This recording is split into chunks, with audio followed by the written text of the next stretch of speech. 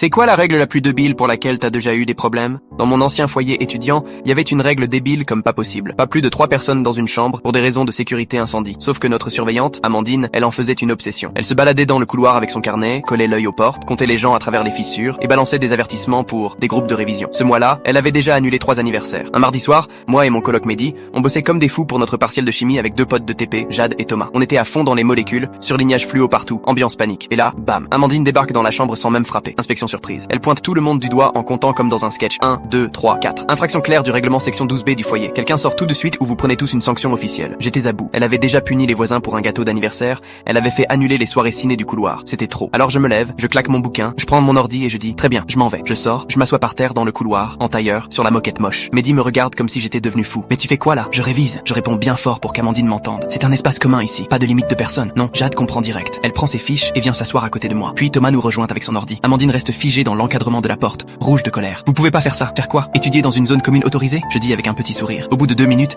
des gens commencent à sortir la tête de leur chambre. Qu'est-ce qu'il se passe? Session de révision dans le couloir, balance Jade en rigolant. Et là, effet boule de neige. Marc de la chambre 214 arrive avec ses bouquins de maths. Emma du fond du couloir débarque avec des snacks. Amandine essaie de casser l'ambiance. Elle dit que c'est perturbant pour les autres. On chuchote. Je lui fais remarquer tout gentiment. Encore plus de gens sortent. Quelqu'un a ramené une multiprise pour les ordis. À 22h, on était 28 dans ce couloir tout pourri, à réviser comme jamais. C'était un bordel super organisé. Les gens s'aidaient, échangeaient leurs cours, montèrent des groupes de révision en live. Amandine a paniqué. Elle a appelé son responsable 2 fois. Il lui a juste dit de gérer comme il faut. À minuit, le responsable de l'étage est enfin venu. Un mec plus âgé, Karim, qu'on respectait tous parce qu'il était juste et pas relou. Il voit le couloir blindé de gens en plein boulot. Il regarde Amandine, puis il éclate de rire. Attendez, c'est à cause de la règle débile des 3 personnes, c'est ça? On suit juste les règles à la lettre. Je réponds tout sourire. Les espaces communs ont aucune limite d'occupation dans le règlement. Il s'est posé à côté de nous, tranquille. Vous avez raison. Franchement, c'est absurde comme situation. Bravo pour votre créativité. Le lendemain matin, tout le monde a reçu un mail officiel du service logement.